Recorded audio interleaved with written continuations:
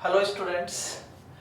आज हम आपको एक चैप्टर ले रहे हैं, ऑप्टिक्स चैप्टर ले रहे हैं। एक्चुअल में ये चैप्टर जो है नीट और जेई के लिए बहुत इंपॉर्टेंट है। ऑप्टिक्स में से अगर मैं बोलूँ तो इसमें से 6 क्वेश्चन आते हैं। टोटल ऑप्टिक्स में से अगर मैं बोलूँ तो 6 क्वेश्चन आते हैं। 6 क्वेश्चन जिसमें रे ऑप्टिक्स आता है, वे ऑप्टिक्स आता है, तो इसमें 6 क्वेश्चन आता है। तो नीट के लिए बहुत इंपॉर्टेंट है। 3 क्वेश्चन जेई के लिए आते हैं। और इसमें से आज मैं जो टॉपिक लेने जा रहा हूँ वो है नॉर्मल शिफ्ट। और नॉर्मल शिफ्ट का जो है टॉपिक बहुत अच्छा है। इसके बहुत सारे क्वेश्चंस भी आज हम लोग डिस्कस करेंगे। देखिए, नॉर्मल शिफ्ट एक्चुअल में हम लोग एक ऑब्जेक्ट है, इसको हम लोग यहाँ पर प्लेस करते हैं। इस कंटेनर में वाटर, इस कंटेनर में कोई लिक्विड है, उसका रिफ्रैक्टिव इंडेक्स है म्यू। और हम लोग ये देखते हैं कि अगर हम लोग इस ऑब्जेक्ट को यहां से व्यू करना चाहें, इस पॉइंट से व्यू करना चाहें, तो देखते हैं कि ये रे जो है वो डेंसर मीडियम से जा रही है रेड मीडियम में। मतलब ये कोई लिक्विड है, लिक्विड का रिफ्रैक्टिव इंडेक्स म्यू दे रहा हूं मैं, ये एयर है और एयर का रिफ्रैक्टिव इंडेक्स तो आपको मालूम है कितना होता है, 1। अगर कोई ray of light denser medium से रेयर मीडियम अगर रिफ्रैक्ट होती है, यहां से अगर ये इसका नॉर्मल हो जाएगा। कोई रे ऑफ लाइट अगर डेंसर से अगर रेयर में जाती है तो at the point of interface, interface पे जाने के बाद में ये रे ऑफ लाइट जो होती है, ये इसका एंगल ऑफ इंसिडेंस आई लेंगे, ये इसका एंगल ऑफ रिफ्रैक्शन आर लेंगे। यहां से रे ऑफ लाइट जो है वो बेंड हो जाएगी अवे फ्रॉम द नॉर्मल, क्योंकि डेंसर मीडियम है और ये कौन सा मीडियम है, रेड मीडियम। अगर कोई ray of light denser medium से रेड मीडियम में जाती है तो ray of light, refracted ray of light bend away from the normal, तो रे ऑफ लाइट यहां से बेंड हो जाएगी। एक्चुअल में अगर हम लोग इसको मिलाएं तो इसका जो इमेज है वो इस पॉइंट पे इसका इमेज बनता है, ये इसका इमेज बनता है। तो हम लोग अगर इसको यहाँ इस पॉइंट से अगर व्यू करते हैं तो ये ऑब्जेक्ट एक्चुअल हमको यहाँ नहीं दिखाई देता, ये ऑब्जेक्ट हमको यहाँ दिखाई देता। और ये इसकी पोजीशन जो होती है इसको बोलते हैं इसकी अपैरेंट पोजीशन। ये इसकी रियल पोजीशन होती है और ये होती है इसकी अपैरेंट पोजीशन। और जो इनके बीच की जो डिस्टेंस होती है, ऑब्जेक्ट रियल पोजीशन और अपरेंट पोजीशन के बीच की ये जो डिस्टेंस होती है, this is called normal shift. तो आप लोग अपने नोटबुक में नोट कीजिए इसको, क्योंकि ये डायग्राम बनाई है और इसके साथ भी मैं इसकी जो डिफाइन नॉर्मल शिफ्ट की वो भी मैं आपको दिखा रहा हूँ। फिर जो सेकंड डायग्राम आपको जो दिखाई दे रहा है उसको भी मैं एक्सप्लेन कर रहा हूँ। ये जो डायग्राम है वो एनसीईआरटी बुक में दिया गया है, इसको मैं एक्सप्लेन कर रहा हूँ। देखो, नॉर्मल शिफ्ट को हम लोग डिफाइन कर सकते हैं कि the object appear to be raised from its real position to the apparent position.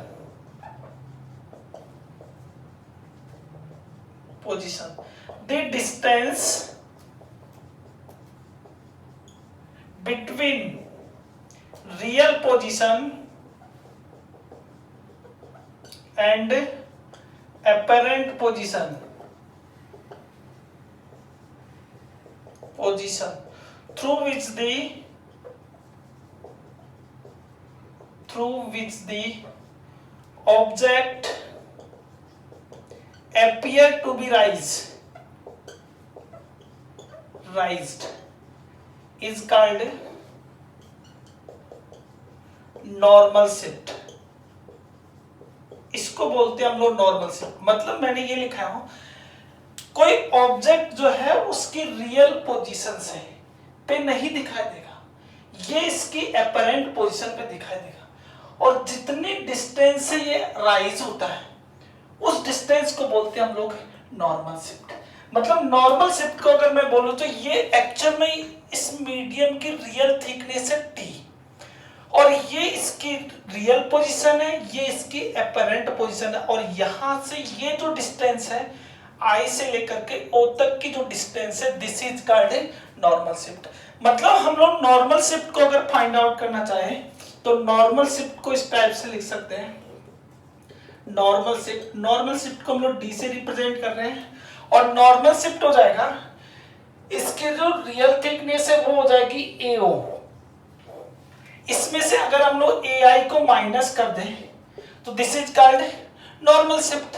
और इसको हम लोग इसका अगर डेरिवेशन बनाना है तो हम लोग इस टाइप से बना सकते हैं कि एओ से इसको मल्टीप्लाई कर देते, एओ से इसको डिवाइड कर देते, तो ये हो जाएगा एओ माइनस एआई। और अगर इसको हम लोग लिखना चाहे तो ये हो जाएगा एओ upon AO minus AI upon एओ। देखो हाँ, मैं इस डेरिवेशन को थोड़ा यहां लिख देता हूं, देखिए d equals to AO upon AO कितना हो जाएगा 1 माइनस, क्या हम इसको ai अपॉन एओ, इसको क्या हम ऐसा लिख सकते हैं कि 1 अपॉन एओ अपॉन ai। देखिए एओ जो डिस्टेंस दी हुई है ये है इसके रियल थिकनेस, तो d इक्वल्स टू लिख सकते हैं t 1 minus 1 upon AO upon ai, AO upon ai। एओ है इसकी रियल थिकनेस, ai है इसकी अपरेंट थिकनेस। मतलब हम लोग ये लिखेंगे एओ अपॉन ai जो लिखा है दिस इज रियल और this is apparent, this is called refractive index of the medium. तो हम लोग इसको लिख सकते हैं 1 minus 1 upon AO upon ai, this is refractive index of the medium. यानी कोई आपको अगर नॉर्मल शिफ्ट पूछे कि सर नॉर्मल शिफ्ट कितना होगा तो हम लोग लिख सकते हैं d इक्वल्स टू होता है t 1 माइनस 1 अपॉन म्यू। तो इसको आप लोग नोट कीजिए, एक बार वापस देखिए पूरे डेरिवेशन पर हम लोग जाते हैं। मैंने नॉर्मल शिफ्ट के बारे में आपको ये बताया कि कोई ऑब्जेक्ट उसकी रियल पोजीशन से अपरेंट पोजीशन पे जो राइज होता है और जितनी डिस्टेंस से राइज होता है this is called a normal shift. And normal shift equals to लिख सकते हैं हम लोग AO minus AI, AO minus AI. इसको हमको डेरिवेशन बनाना है हमको, क्योंकि एक्चुअल में ऐसा क्यों बनाते, कई स्टूडेंट्स के ऐसे दिमाग में चलता है सर फिजिक्स में ऐसे बहुत सारे न्यूमेरिकल बहुत सारे फॉर्मूले आ जाते हैं, ऐसा क्यों बनता है? क्योंकि हमको हमेशा ये ध्यान रखना न्यूमेरिकल में जो फिजिकल क्वांटिटी दी हुई होती है उनकी फॉर्म में हमको फॉर्मूला बनाना पड़ता है। इसलिए हम लोग क्या करेंगे, इसको एओ से मल्टीप्लाई कर देते, एओ से डिवाइड कर देते और ये हो जाएगा एओ, इसको डिवाइड के AO upon AO minus AI upon AO. और इसमें हम लोग देखते हैं d equals to AO 1 minus AI upon AO, इसको लिख सकते हैं 1 अपॉन एओ अपॉन एआई।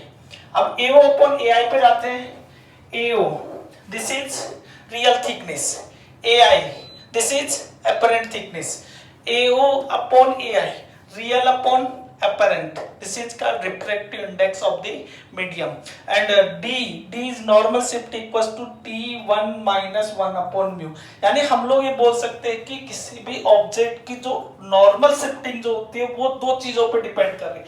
नॉर्मल शिफ्टिंग जो है वो दो पे, ये रटने वाली कोई बात नहीं कि आप लोग रटने बैठोगे, बहुत सिंपल है।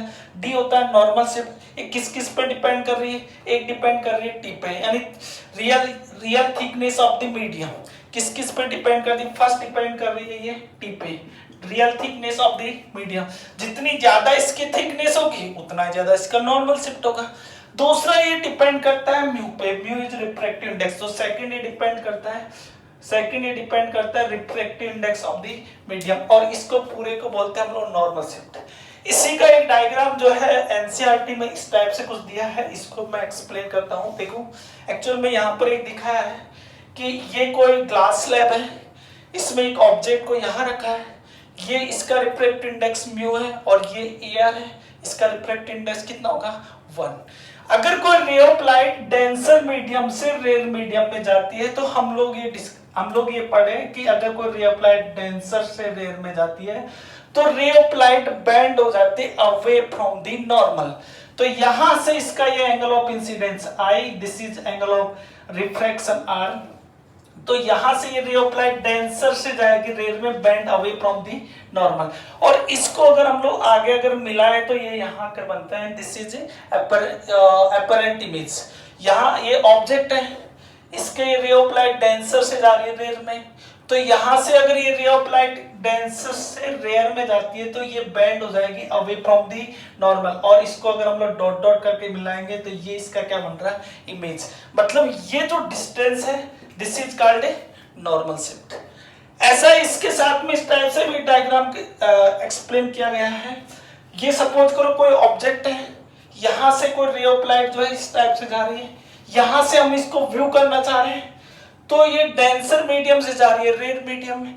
डेंसर से अगर रेयर मीडियम में जाती है तो रे ऑफ लाइट जो होती है वो बेंड हो जाएगी away from the normal, away from the normal. और इसको अगर हम लोग डॉट डॉट से बनाते हैं तो इसका इमेज ये बनता है आई।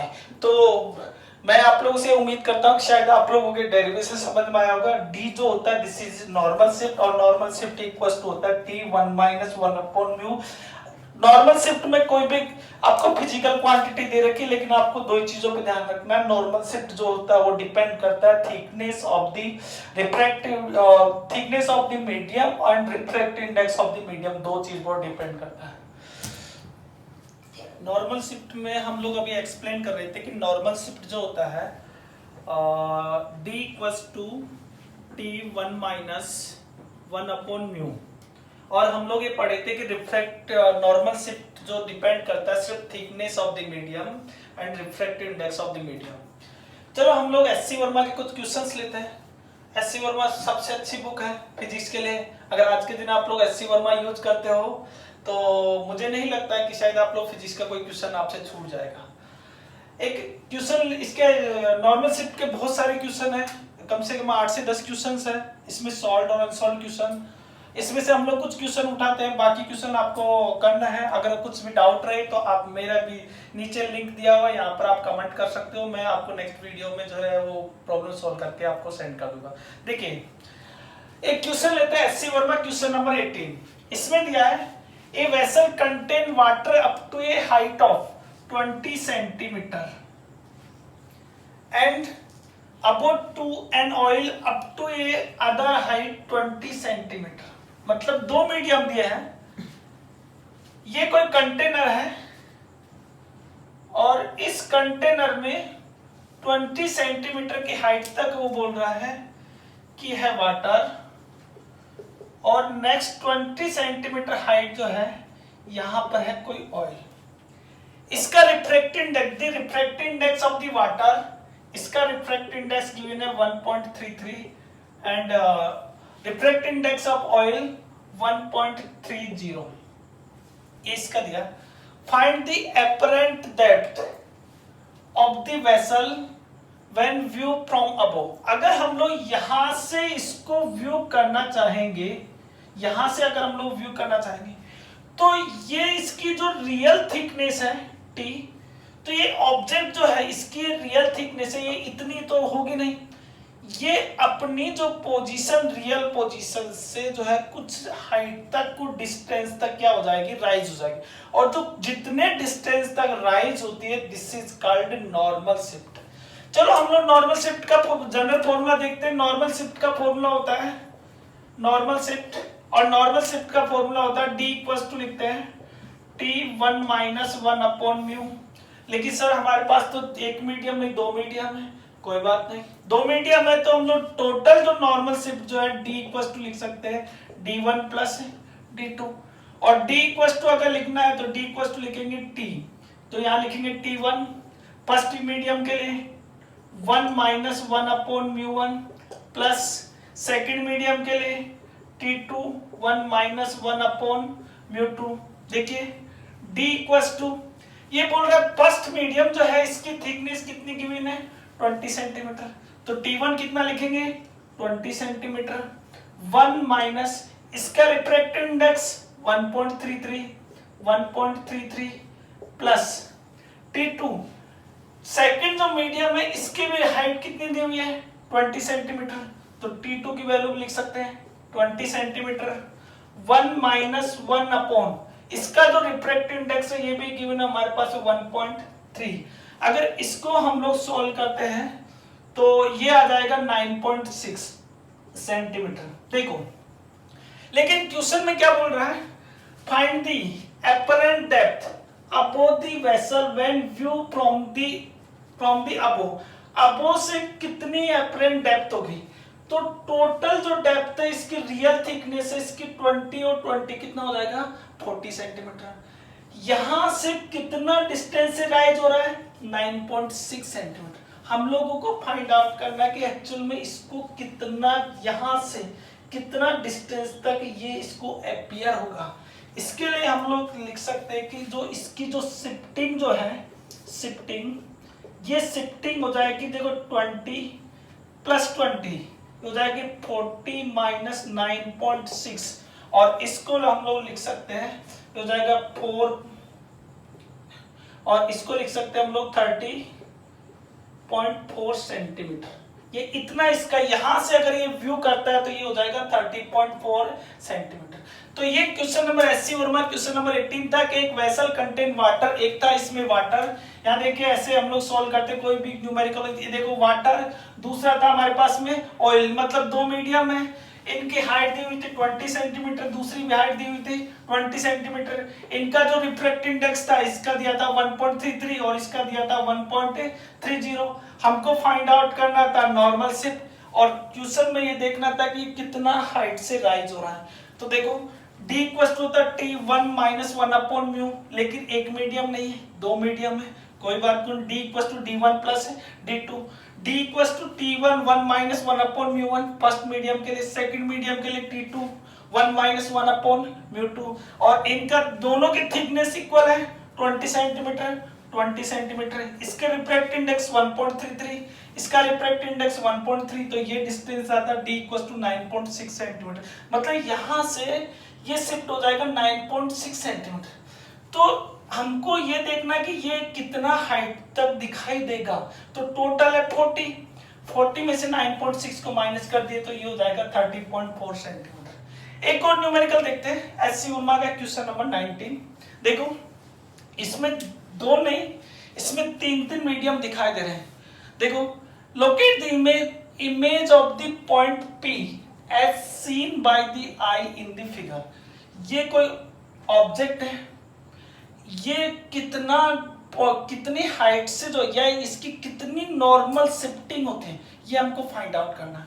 इसमें देखो एक मीडियम दिया है, इसका रिफ्रैक्टिव इंडेक्स 1.4, दूसरा मीडियम दिया इसका रिफ्रैक्टिव इंडेक्स 1.3, तीसरा मीडियम दिया इसका रिफ्रैक्टिव इंडेक्स 1.2। ये जो बीच में जो दिया है ये सब क्या है, एयर है, और एयर का रिफ्रैक्टिव इंडेक्स कितना होता है 1। मतलब इससे जो है नॉर्मल शिफ्टिंग में कोई फर्क नहीं पड़ता। तो हमको ये फाइंड आउट करना है कि एक्चुअली इसकी टोटल नॉर्मल शिफ्टिंग कितनी है। मैं आपको बताया कि नॉर्मल शिफ्टिंग के लिए दो चीज जरूरी है, एक आपको चाहिए इसकी थिकनेस और दूसरे चाहिए इसका रिफ्रैक्टिव इंडेक्स। रिफ्रैक्टिव इंडेक्स इनका ये सब गिवन है, इनकी थिकनेस है 0.4, 0.3 और 0.2 सेंटीमीटर, और इन्हीं को हम लोग यूज करके इसकी क्या फाइंड आउट कर सकते हैं, नॉर्मल शिफ्टिंग। और इसकी अगर नॉर्मल शिफ्टिंग अगर हमको फाइंड आउट करना है तो D इक्वल टू लिखेंगे फर्स्ट मीडियम के लिए D1, सेकंड मीडियम के लिए D2, थर्ड मीडियम के लिए D3, और इसको लिखेंगे D equal to first medium के लिए लिखेंगे T1 1 minus 1 upon mu 1 plus, इसके लिए लिखेंगे T2 1 माइनस 1 अपॉन म्यू 2, और ये हो जाएगा T3 1 माइनस 1 अपॉन म्यू 3।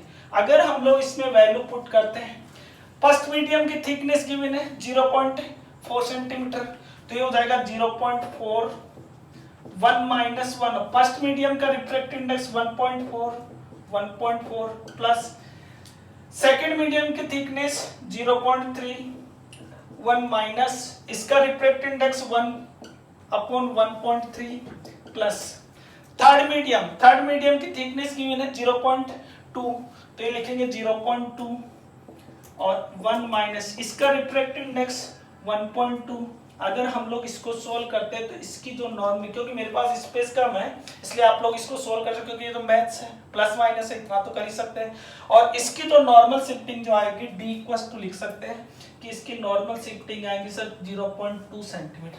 तो ये थे एससी वर्मा के क्वेश्चन नंबर 18 और क्वेश्चन नंबर 19। इसके अलावा जो एससी वर्मा में क्वेश्चन नंबर 20, 21, 22, 23, 24, ये जो क्वेश्चन जो है इन्हीं से रिलेटेड है, जिसमें फिश से रिलेटेड उसमें दिखाए गए हैं। आप लोग उनको सॉल्व कीजिएगा। अगर आपको कोई भी उसमें प्रॉब्लम रहे तो हमारे नीचे लिंक दिया हुआ है, यहाँ पर जो है आप लोग कमेंट कीजिए, आपकी हर प्रॉब्लम को सॉल्व किया जाएगा। या फिर जो है आप आइए हमारे गोटर्टल एजुकेशन प्राइवेट लिमिटेड, यहाँ पर आइए, यहाँ पर जो टीचर्स अवेलेबल है, आप लोग कोई भी प्रॉब्लम रहे तो यहाँ पर टीचर्स फेस टू फेस अपनी प्रॉब्लम पूछ सकते हो।